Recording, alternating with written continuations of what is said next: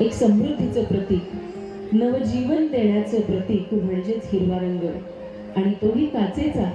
कारण इथून पुढे अल्लड असणारी पोर आता समजूतदारपणे वागणार आहे.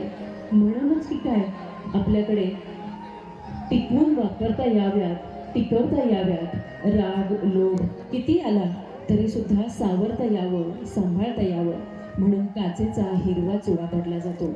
आणि हाच हिरवा चुडा सौभाग्य लेणं समजून दिव्या आता इथून पुढे प्रसादच्या नावाने नातं जपणार आहे.